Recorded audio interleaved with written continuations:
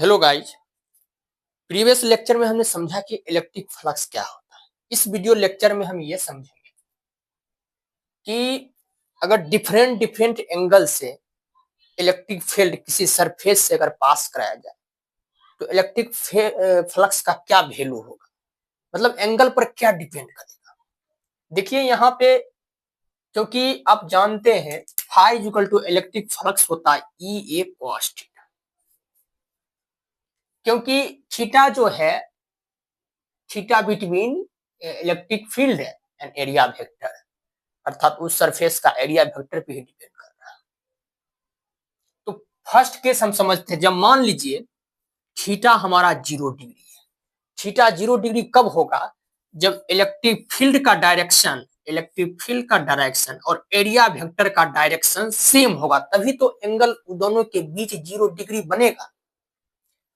तो ये हमारा इलेक्ट्रिक फील्ड हो गया, और जानते इस सरफेस का आउटवर्ड इसका एरिया वेक्टर ये हो। तो इलेक्ट्रिक फील्ड इसी डायरेक्शन में है और यह वेक्टर भी इसी डायरेक्शन में है, अर्थात इन दोनों के बीच जो एंगल बन रहा है 0 डिग्री।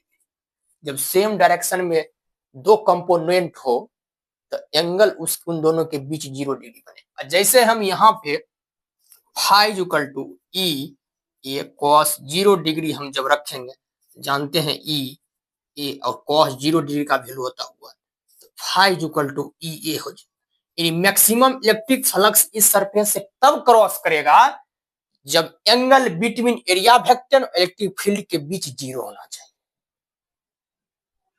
अर्थात मैक्सिमम इलेक्ट्रिक फील्ड इसी कंडीशन में होगा।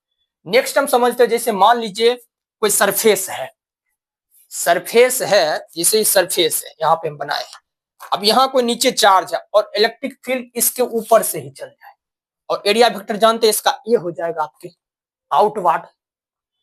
तो इलेक्ट्रिक फील्ड डायरेक्शन और आउटवर्ड हो गया इसका एरिया वेक्टर, तो इन दोनों के बीच एंगल जो बनेगा 90 डिग्री बनेगा। जैसे हम phi equal to E A cos 90 degree हम पुट करेंगे, phi equal to E A 0 मिल जाएगा, तो फाई इक्वल टू 0, अर्थात इस सरफेस से कोई इलेक्ट्रिक फील्ड लाइन पास ही नहीं करेगा, उसका फ्लक्स 0। जब एंगल 90 डिग्री हो एरिया वेक्टर और इलेक्ट्रिक फील्ड लाइन के बीच, उसमें कोई इलेक्ट्रिक फ्लक्स होगा ही नहीं, 0 हो जाए। सिमिलर, जैसे मान लीजिए इस सरफेस है, हम सरफेस से इसका एरिया वेक्टर ये हो, और फील्ड इलेक्ट्रिक फील्ड कोई इधर इस डायरेक्शन में चार्ज है और इससे इलेक्ट्रिक फील्ड इस डायरेक्शन में, इसका इलेक्ट्रिक फील्ड का डायरेक्शन ये होगा, एरिया वेक्टर के डायरेक्शन ये होगा, तो जाहिर सी बात है इन दोनों के एंगल बन जाएगा 180 डिग्री। जैसे हम phi equal to E A cos 180 degree हम पुट करेंगे, तो फाई ई ए जानते हैं कॉस 180 डिग्री का मान हो जाएगा -1, तो फाई इक्वल टू मिल गया -ई ए, अर्थात नेगेटिव फ्लक्स हो जाएगा, डायरेक्शन चेंज हो गया, क्योंकि एरिया वेक्टर और इलेक्ट्रिक फील्ड का डायरेक्शन अपोजिट है, तो वैल्यू भी हमको आ जाएगा इलेक्ट्रिक फ्लक्स का नेगेटिव साइन के साथ। तो इलेक्ट्रिक फ्लक्स नेगेटिव भी हो सकता है, पॉजिटिव भी हो सकता है और 0 भी हो, तीनों कंडीशन होता है। इस तरह हमने जाना इस इलेक्ट्रिक फ्लक्स के स्पेशल केस में, जब 0 डिग्री हुआ तो इलेक्ट्रिक फ्लक्स मैक्सिमम मिलेगा, यानी सबसे ज्यादा मिलेगा। जब उन दोनों के बीच area vector electric field line के बीच एंगल 90 डिग्री होगा, तो इलेक्ट्रिक फ्लक्स कुछ मिलेगा ही नहीं, 0 ही नहीं होगा, अर्थात उस सरफेस से इलेक्ट्रिक फील्ड लाइन क्रॉस ही नहीं, पास ही नहीं करेगा।